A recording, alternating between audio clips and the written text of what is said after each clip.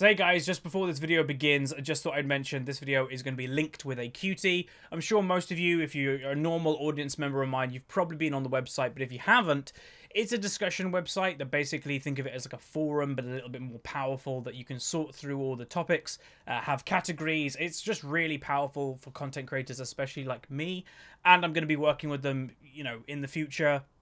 So I want to get you guys used to the website, but then more importantly, you know, be like, what's the incentive for me to use it? One, I'd suggest everybody to use it. You know, don't just go on League. Look at the other discussions that are going on. It's really interesting. But secondly, if there's a good comment, that I'll just throw a riot point at that person. Not one, but like have $10 riot points if you're leaving good discussions.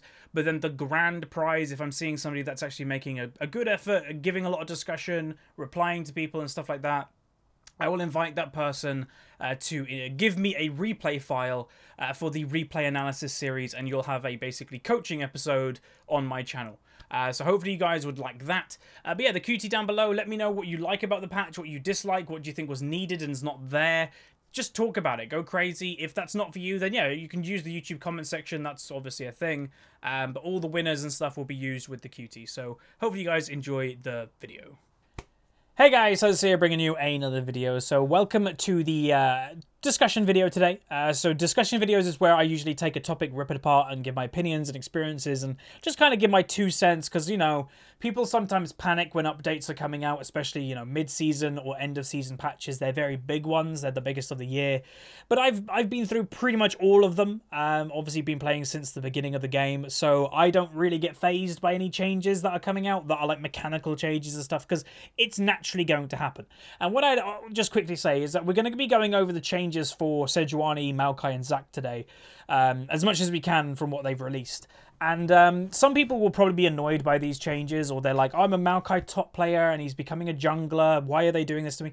This is why I say to people, never tie yourself down to one champion. It's why I would never suggest people to one trick, because there will probably come a time that your champion gets changed that is a negative for you, and that could ruin your whole game experience because your singular champion is getting changed. So if you don't have a singular champion, then it doesn't affect you as much. So that's what I'd say, is if you are one of these champions, that you do play one of these champions a lot, think of it as something that was just inevitably going to happen, and not something like a lot of people think, oh, it's an attack on us, like the Galio players, or it's an attack on us Galio players. It's not. It's just an update for the general public of the game.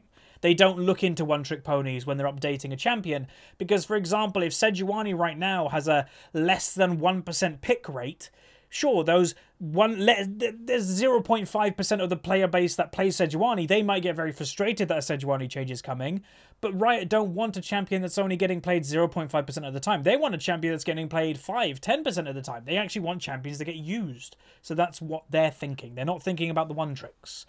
Anyway, let's go into it. So if again, this website will be linked down below. We're not going to go through everything. We're just going to go over, you know, the bigger things. So the updates, the new items, and that type of thing.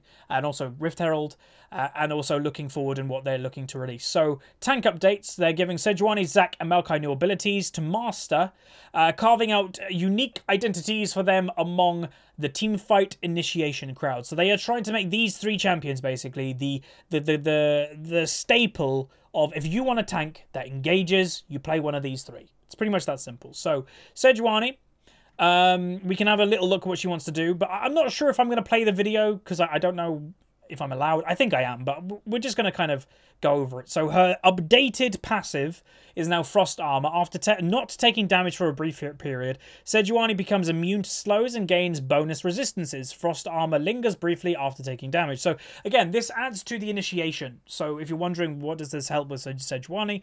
So if she's just walking around and she's kind of, you know, just looking for an engage, she'll gain Frost Armor, and then she'll go in. She'll go for an engage, but she can't get slowed, because that is helping towards that kit. So that's actually quite good.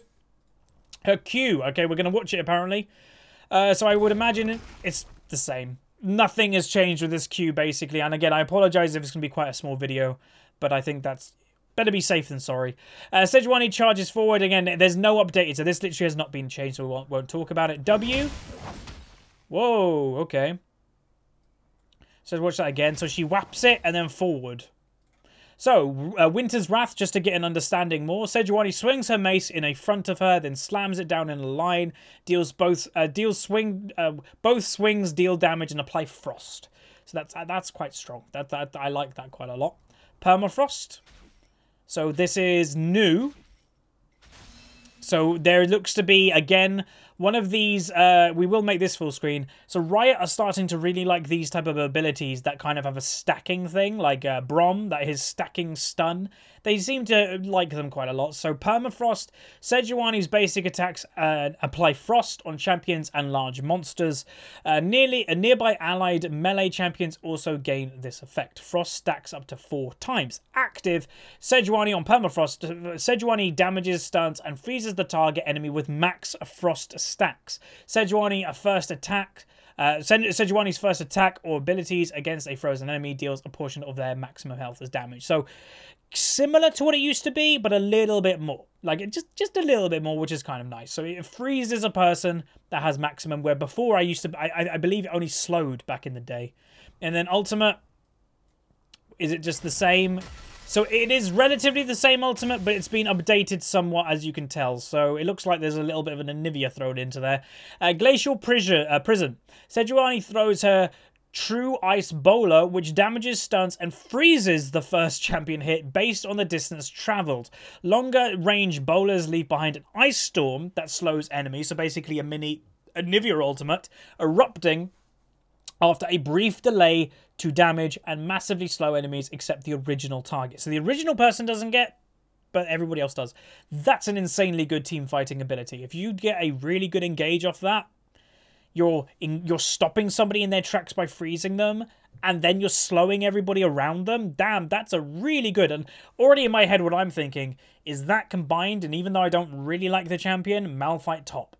Imagine that wombo combo. That would be insanely good. So there you go. That is Sejuani, though. She's still going to have all her classic skins. Don't know what that means. Does that mean they're working on that skin? I'm not really sure. And again, maybe working on that skin. Maybe she'll have new splash shots. Not really sure. But there you go. That is a lovely Sejuani. Now we're going to go into Zac. Goomans get an even gooier. Stretching strikes, grabs enemies and knocks them together, while Let's Bounce carries enemies along for Zac's wild ride. Okay, that's interesting. So, Cell Division has not changed. Not going to go over it. Stretching strikes. Okay, let's see what it does. Let's actually open it. Why not? Wait, what? Wow, that's really cool. Are you kidding me? Okay, 1.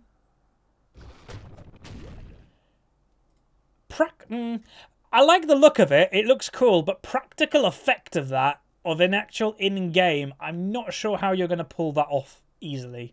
Anyway, let's read. Zac's arm stretches and grabs the first enemy it hits, damaging and slowing them. Zac's next basic attack gains bonus range, and if Zac attacks a different enemy, he'll throw both targets together toward each other, dealing damage. Okay, so the first thing, okay, that helps with the practical, because I thought if it's 2 skill shots, that's going to be really hard. So it's 1 skill shot, land it on somebody, then just auto-attack somebody, and then it will naturally go bonk and slam them together. Okay, that's interesting. What I would want to know, and it doesn't tell me, is if you can use that on minions. Is that a minion thing, or is that a sole champion ability? The reason for it is because if he's a jungler, that's going to be a redundant spell in the jungle. That wouldn't help. I presume it will be able to be used in the jungle, I think, but that also would be very annoying that, say, you're going for a team fight, and again, it would add to the skill, I guess. Having a team fight, going for an engage, going for a gank, throw a Q, and suddenly a minion gets in the way, and it's like, oh, okay then, great. What I would say is if that does happen, then what you'd want to do is look for the auto attack on the other person. So you Q a minion by mistake, but then auto attack the person you're trying to actually hit, and then that minion will collide with the champion and slowing them. So I guess it could work, but anyway. Unstable Matter has not changed. Elastic Slingshot has not changed, and Ultimate has. So let's just quickly go through it. Okay, so with him... Whoa. Again, practical use is going to be really difficult. So, the problem that I'm facing right now is, okay, he casts the ability now, right? There, he's cast it. I think this is a charge up, like his elastic slingshot, I think. But you can see the ring. He will not jump until it reaches the whole way, which gives people time to flash out, move out, whatever, and then he'll go. Not like practical use of that. I'm not even sure it's going to be that useful. Anyway, Zac squishes himself into a puddle and charges, becoming immune to crowd control and slowing enemies that stand on him. Reactivating Let's Bounce without fully charging causes Zac to reform, only knocking back people. So this is what I mean. This might not be a great ability.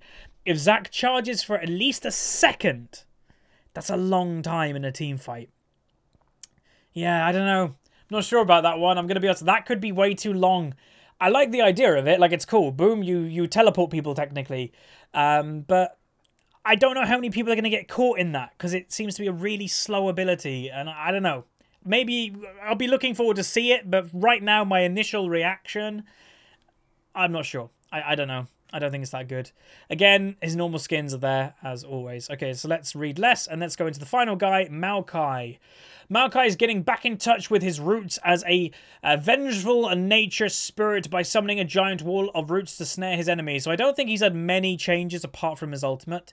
But anyway, here we go. So that one, not changed, not changed, not changed. Okay, so Sapling Toss has been. So let's just make it a little bit quieter, and let's see what happens. So he's going to throw it. Throw.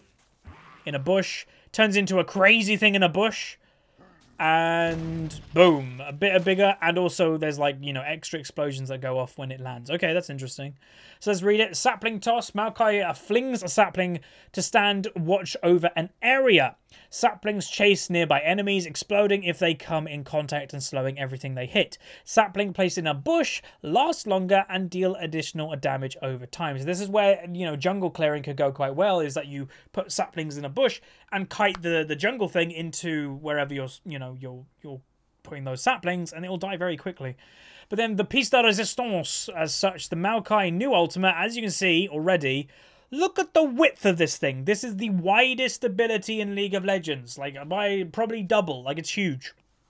It's huge. Sorry, I couldn't help myself. Anyway, right, boom. And the vines rooting people as they go. What an ability. So this, to me, and again, whenever Riot do updates, to me, sometimes they make other champions redundant. This is a better Nami ultimate. Like, clearly, like they obviously took inspiration from Nami here. You know, everybody can tell it's a wave type thing, but that's insane. Like how wide it is. And what is interesting thing to know is I've paused it here. So okay, so there's 5 things that are moving.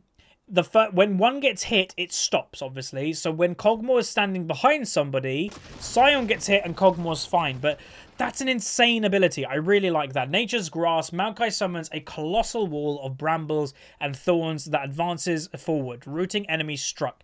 Root duration increases the further the wall travels. Like, dude, that is such a cool, like, engaging ability. What I can imagine what would be good. And again, I don't entirely know how it reacts with walls in League of Legends. Does it go over the walls or does it stop if it hits a wall? I'm not sure. It doesn't show us.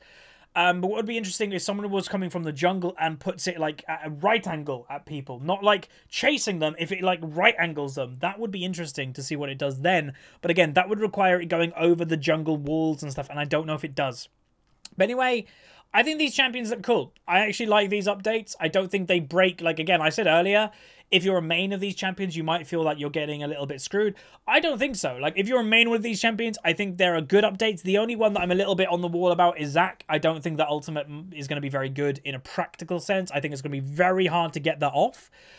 In like the full way. I think the more likely thing will happen is people are just going to simply use it for the knock up. So using it and then using it straight away just to knock people up. I think it's going to be very rare to teleport people. Unless that thing, again, it doesn't tell us how much it slows. Unless it's a 90% slow, then maybe it'll get people. But if it's not, people will just walk out or flash out and it won't do anything. So that's the only champ I'm a little bit concerned of. Out of the 3, who do I think has got the better end of the deal? Sejuani. I think she actually looks quite good. Again, we can't tell if she's going to be strong or OP, but I think it looks good. So we'll wait until, you know, the game is actually, the patch is out and then people have experimented. But no, that looks pretty decent. But there you go. Those are the 3 champions. Let's go into the new items. So, new options. We're plugging some holes in our defensive itemization lineup with 2 additional items. So we've got Gargoyle Stone Plate, which is This one's for the team fighters. Chain Vest and Negatron Cloak, so basically a GA as such. So it gives armor, magic resist, and unique passive stone skin. If 3+ enemy champions are nearby, gain bonus resistances. Oh my god, brilliant. Unique active, temporarily gain health and size but deal reduced damage. If stone skin is active, the health increase is massively boosted. This, to me, is amazing. Like, as somebody that's played this game for a long time and has seen tank items come and go, Force of Will, you know, all these old items, this is actually a very interesting one. This is the first ever item in League of Legends that reduces the damage you do.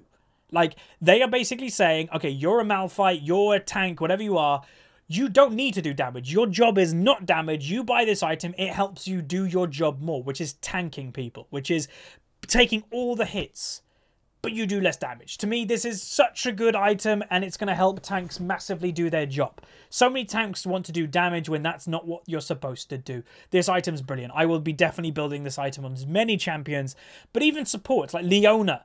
This is an amazing item on Leona, Brom. They're not damage dealers, they're pure tanks. So this is a very good item. It will be interesting to see how much damage they do less, how much damage or health they get, but nonetheless, very, very interesting. What's this? Next one, new helmet, adaptive helm for the tank who's sick of being hit with the same spell again and again.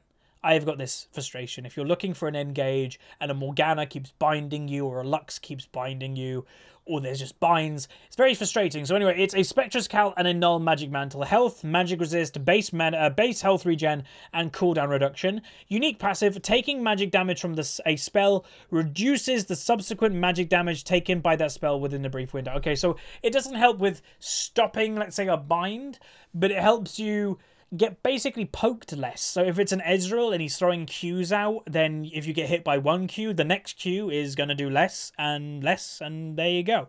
That's kind of interesting. That's kind of cool. Good against, okay, what I say, adaptive helmet, it's going to be a poke item, right? It's going to be an anti-poke item, so that's when you'll build it. GA, new update for GA, updated. Same passive, sharper edges, longsword, pickaxe, and cloth armor. Attack damage, it's gained attack damage. Armor, and no magic resist anymore, just to point out. And unique passive, upon taking fatal damage, or lethal damage, sorry, revive with a portion of base health.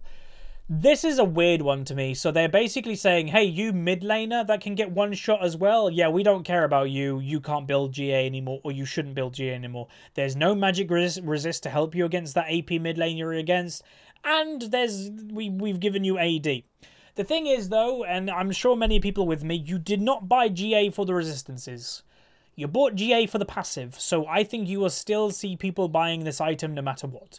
If you're a mid laner and you're constantly getting one shot, but GA would help you, you're still gonna buy GA. Like, it's the passive that makes this item strong. It was never the resistances, so I think people will still buy it. I think it's just gonna be annoying that it doesn't give amazing stats to everybody anymore, so yeah, there you go.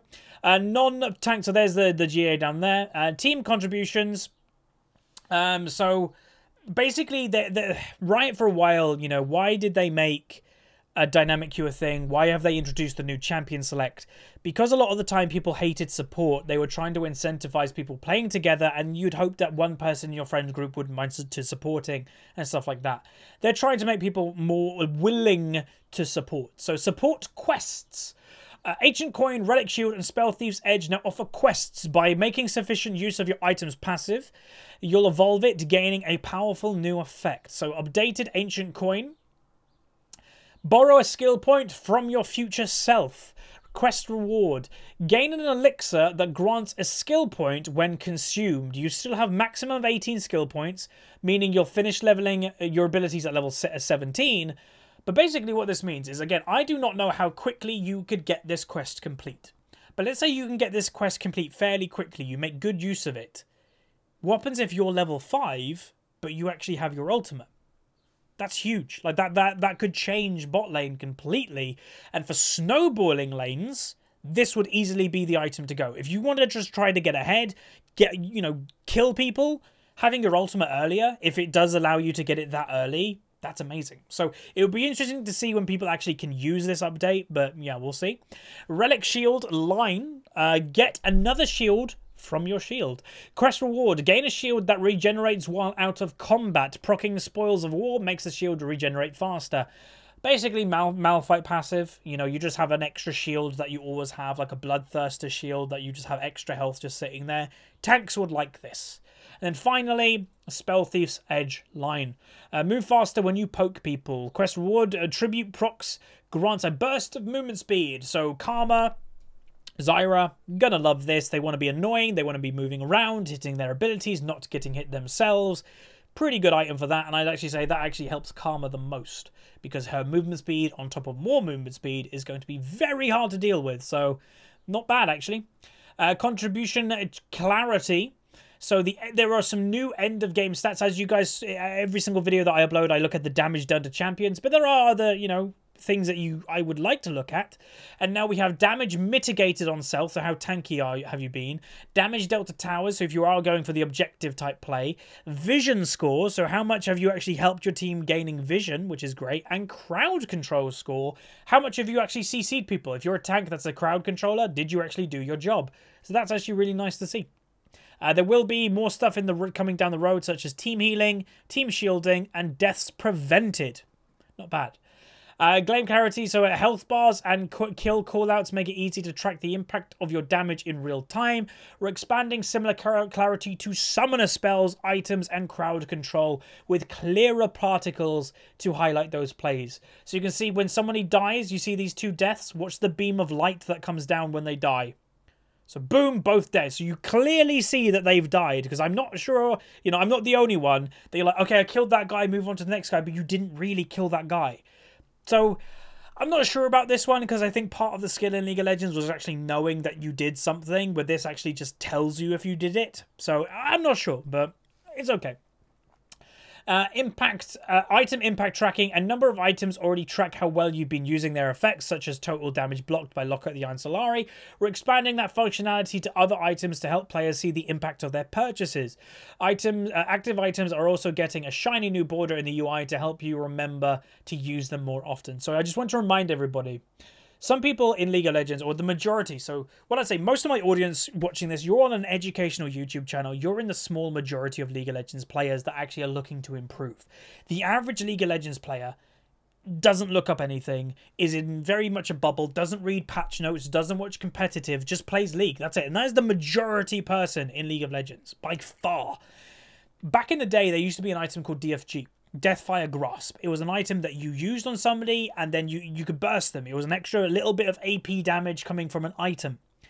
They got rid of that item, and I remember to this day, and I don't remember the exact amount, but from memory, and again, it could be wrong, they said they got rid of the item because 99% of people were not using the active on the item. 99% of people were never touching the item to actually use what the item did. They only bought it for the stats. So having extra clarity will help, but trust me, it won't help enough. There are people in this game that probably do not know that stuff exists because they don't look for it. They just play the game. That's it. And that is the majority. I'm sure there are even some of my viewers that are probably like that. But hopefully this will help some people, because they'll be like, what's this border? Oh, it's an active item. What's an active item? Oh, I can use it. So yeah, let's hope that will be good. Rift Herald. Rift Herald now drops Herald's Eye item when defeated, using the eye before it expires to bring Rift Herald back as a structure smashing siege engine. So they're getting rid of the buff that you get, like the mini Baron buff. As an ally, Rift Herald will push down the nearest lane, reducing enemy buildings to rubble unless forcibly stopped. Fighting against her in lane is similar to fighting her against the pit. Poke her in the eye to send her crying home. So this to me is borrowing maybe a little bit too much from Heroes of the Storm. Heroes of the Storm, and again, I don't mean to throw shade on the game. I actually play the game myself. I enjoy it as a very much a casual MOBA, but that's what it is. It's a casual MOBA that is a lot easier than any other MOBA. They use these type of gimmicky, big, you know, things that you can control or use and have allies as a gimmick. Like, it's something the game has. I don't like it. I really don't. The thing with Heroes to me is it's a bit too much that way, and that's why I like League so much. So I'm not a massive fan of this, because what? Okay, so you're a good split-pushing champion.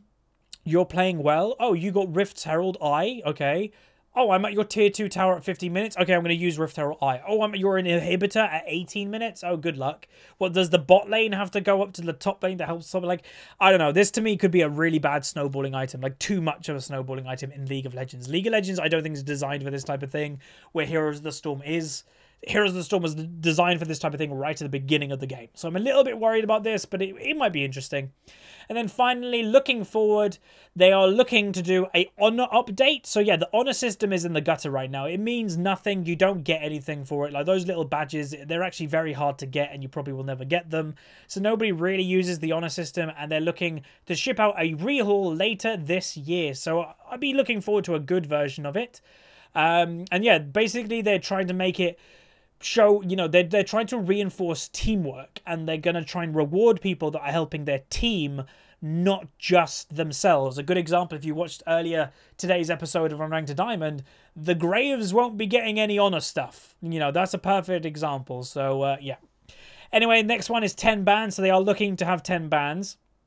They will be doing it to regular play. And the thing with 10 bans... Well, here you go. Once 10 ban launches, you'll need to own 20 or more champions to play ranked. They'll be also running IP boosts to help people out. So the thing that I'm concerned about this, and I've mentioned it and people have got triggered in the comments, and they're always the same people that actually have the little Yasuo picture in the comment. I will never play against a Yasuo again. Like, ever. On my team or the enemy team. Like, if there are 10 bans... I will just have a ban. Everybody will have a ban. Everybody. You'll have one ban per person is what I'm thinking or what's happening. If you don't like a champion in League, yes, it's going to be on a system that is... you don't ban all 10 champions and then pick. There's going to be, like, you know, 3 bans, then pick 2 champions, and then 2 ban, then pick the rest of the champs. So there could be a chance, but the vast majority of your games, if you have one ban, you probably will never have to play against a champion you dislike. Very rarely. So... someone like me, that I love Yasuo as a champion. People get misinterpreted all the time. I like him as a champion, but I just think he's terrible for solo queue unless you're a god, 200 plus games played Yasuo 1 trick. And not everybody's that. So I won't have to play with them on my team. I won't have to play them against the enemy team. Like, great, perfect, awesome. But that's not very healthy for League of Legends, let's be honest. Anyway, next one is team competition. Playing a league with friends in normals or rank flex is one thing. So, this is what I've been waiting for a really long time. So, as everybody knows, I've got multiple friend groups in League of Legends. I've got, obviously, the other YouTubers, Fox and the others. But I've got my more friend group that I've known for years since the World of Warcraft days. And everybody ranges. Like, we've got a couple diamond people, but we've got gold people. We've got, like, a silver person. Like, it ranges. And we have a very hard time now playing together. None of us play normals because they're pointless when you've played the game for so many years. So we play flex. But the problem is coming into now, my main account has got too high rating in flex for one of my friends, so I can't play with him in flex queue. So it's becoming very, very annoying. So this is what I've been waiting for myself, is tournaments in League of Legends. In the client of League of Legends, there will be organized tournaments. Now, what I'm hoping, and what I really want to hope, is that they give you the facility of hosting your own tournament, because I can guarantee I will be hosting tournaments. Like, maybe not every month, but maybe once every 3 months we'll be hosting a tournament, jumping in games, spectating games. I really hope they give us the chance, and maybe that you have to go through approval. Maybe like okay, you can apply to be a tournament host. That's fine. You know, again, YouTuber would want to have prizes on the line. I think I'd get accepted. That would be amazing. But just for myself, to be able to play with my friends again in a tournament situation, in a serious situation, that's going to be so much fun. What I just hope, though, what I hope is that they do not put restrictions on it. Now, I can guarantee there may be some tournaments that are like, you have to be everybody on your team must be minimum diamond to enter. Nobody on your team can be above gold to enter. I hope that they do have those restrictions, but I also hope they have, like, open tournaments that you can have anybody in your team, which I'm sure they will. But yeah, I do hope they also have the rule set that, you know, everybody has to be diamond, everybody has to be master, everybody has to be platinum. If you just want a platinum tournament, that's what you get. Obviously, you won't stop people smurfing. You never can. But it will be really interesting, and I'm really looking forward to that. And they're still working on exactly what it's going to be. Like, this is very much, you know, they're just announcing it. This is probably going to be not in this year. It might be next year. It might even be the year after. We don't know, but I cannot wait. And then finally, just to kind of mention to you guys, the Mid-Season Invitational is the tournament that I mentioned at the beginning of the video that is starting April 28th. So in a few days' time, I think actually when Mario Kart is out, so I'll probably be playing Mario Kart on the Switch while watching. But I will really, and I do really mean, watch it. If you're not normally an MSI watcher, or a competition watcher, a LCS watcher, watch this one because you are literally getting a glimpse of what Worlds is like. You're getting the best teams from around the world competing on the world stage, and it's amazing. It's great. You get players, you know, Bjergsen versus Faker, stuff like that. It's awesome. So I would very much recommend everybody to watch it. But that's going to be the update, the mid-season update. So hopefully you guys enjoyed. I do enjoy doing these videos, but let me know what you think about them. They are kind of quite long, but I don't know how I would make them shorter. But anyway, that's going to be it. So if you guys did enjoy, throw a like on the video, subscribe if you haven't, and I'll see you guys next time. See you.